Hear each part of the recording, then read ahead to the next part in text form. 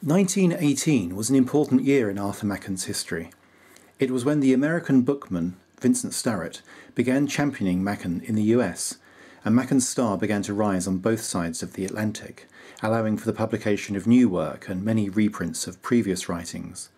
Prices for his older books rose steadily, and special signed limited editions began to appear. The first really important new work to see light of day was The Secret Glory.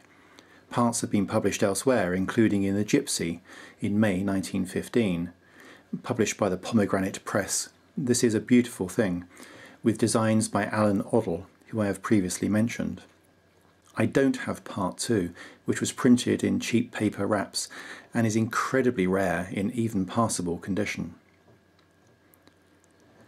The first edition of The Secret Glory was published by Martin Secker in February 1922. This is the first issue, and you'll need to consult the bibliography to ascertain the minute differences between the first, second and third issues. This first issue was presented to A.E. Waite by Arthur Machen.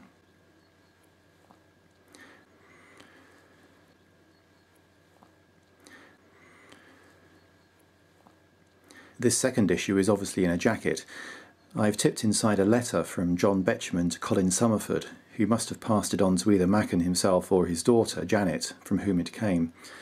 The letter was in response to requests for contributions to a fund to help Mackin. Betjeman writes, "This is a disgustingly late and quite inadequate tribute to that great man. The Three Impostors frightened me more than any book I had read, and The Secret Glory sent me Anglo when a public school evangelical aged 15. I really owe AM more than money can buy." Betjeman met Mackin and wrote about The Secret Glory in Summoned by Bells. This is a proof copy of Summoned by Bells, and I have another letter inside from a much older Betjeman, from 1982, and Betjeman says, "Mackin was a dear old thing as I remember him, and he lived in Amersham."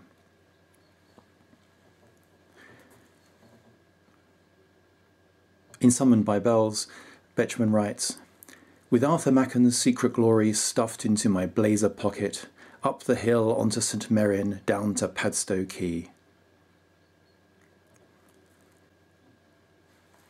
In May 1923, Mackin played Dr. Johnson in a film about old and new London. The film is lost, sadly, but a few photos exist.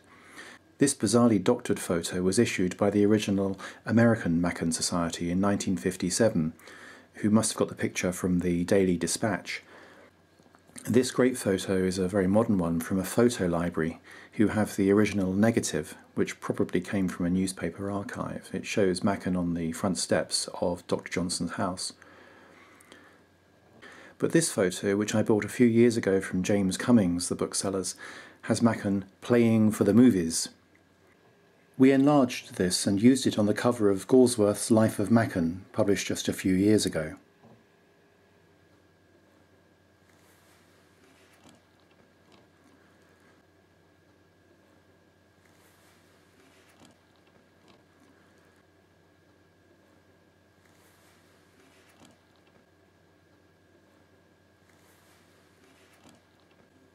Far Off Things and Things Near and Far were published in 1922 and 1923 and are Mackin's excellent volumes of autobiography. There are signed large paper issues, but these were also both A.E. Waite's copies, and it strikes me that I can't do better. Far Off Things was published in the autumn, and Mackin sent this advance copy to Waite as a birthday present, and we know that Waite really did read it on the day he received it. He read it on the way from Ramsgate to London on the 27th of September.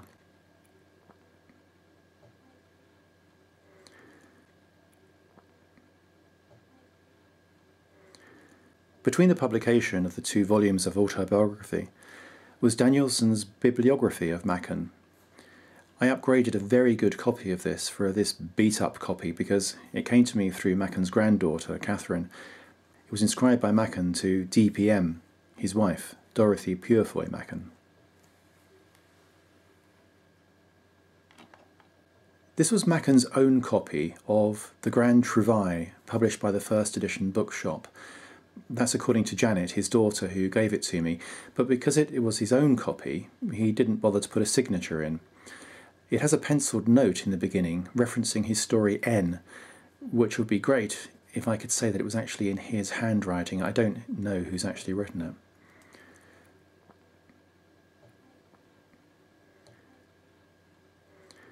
Rather more rare, because it wasn't a signed limited edition, was the original catalogue that he wrote the Grand Trouvaille for. This catalogue has corrections in ink which I'm sure are in Mackin's hand.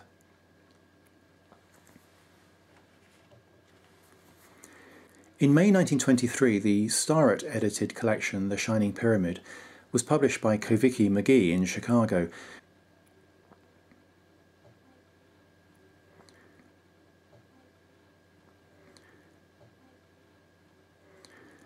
There were 875 numbered copies with a frontispiece by Wallace Smith.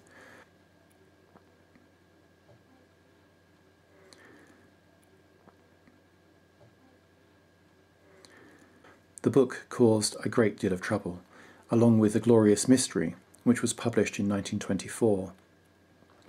The whole sorry saga is documented in Starrett versus Machen, and is summed up neatly in a note that Machen wrote in Montgomery Evans's copy of The Shining Pyramid.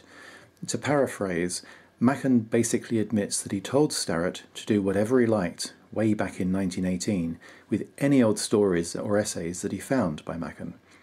Machen also admits that he completely forgot about this. So when The Shining Pyramid and The Glorious Mystery were published, Machen's official American publisher at the time, Knopf, publicly accused Starrett and his publishers of piracy, backed up by Machen, who had forgotten that he'd ever given permission. They did all come to an understanding. Starrett versus Machen is a slightly awkward read, but collectors being what they are, even this is a collectible edition, especially if it is one of the few early copies with marbling to the edges. And this one's signed by the editor. In fact, it's a very nice association copy, as it was presented by the editor to an old friend of mine, Roger Dobson. Mackin did also suggest, not unreasonably, that if Starrett had ever consulted him about the contents of the collections, all the trouble may have been avoided. But he did finally admit that Starrett had done nothing wrong after all. A greater part of the problem was that Martin Sacker in London and Knopf in New York were planning their own collection, also called The Shining Pyramid, which was published in 1925. Not surprisingly, it has different contents. This is the first UK edition, the large paper numbered signed copy. I'll treasure this as not only the first signed Mackin I ever owned, but I won it at the Hanbury Arms in Caerleon at the old Arthur Machen Society celebratory dinner in 1989. It was presented to me by Janet Mackin, who signed it for me. But the affair of Starrett versus Mackin causes me to get ahead of myself. The Collector's Craft was issued by the First Edition Bookshop in 1923, in an edition similar to the Grand Trouvaille. I don't actually have a copy, this is just a photocopy. There are many gaps in my Mackin collection. For example, it was followed later in 1923 by Strange Roads and With the Gods in Spring. This is a lovely little book. This is a later issue. I don't have the first issue. I think this one's probably the fourth. I once went on record as saying that I'm not a collector, which is obviously not entirely true, but I've never gone out of my way to hunt down Mackin's first editions. I've just bought them as they've appeared. And I've never had the chance to buy this as a first edition or as the later signed edition.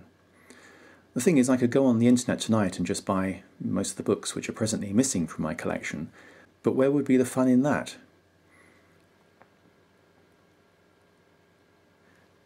Next I'll have to mention the Kirlian Edition, issued by Martin Sacker in 1923. 9 uniform volumes of Mackin's major works in a very handsome set, stoutly bound on heavy paper. Because it would have been bought by collectors, quite a few survived with impossibly well-preserved dust jackets, but my set, as you can see, is well used. It spent many years in Accrington Public Library. The Kirlian edition was limited to 500 numbered sets, of which this is, intriguingly, number 505. The first volume in each set also has Mackin's signature. This was a very generous gift from fellow Friends of Arthur Machen member John Priest in the mid-2000s. The next video will cover 1924, a very busy year for Machen, but for the moment I'll conclude with an oddity, Decorations and Absurdities by Bohan Lynch and Reginald Barclay. Published by Collins in 1923, it has a caricature of Machen who is described as a protagonist of Pan. The text has Boswell saying to Dr. Johnson, "This gentleman, sir, the worthy Mr. Mackin, who has so frequently impersonated your worship with success, is desirous to fortify his mind with your opinion of the Puritans." As may be expected, neither Dr. Johnson nor Mackin had much time for Puritans.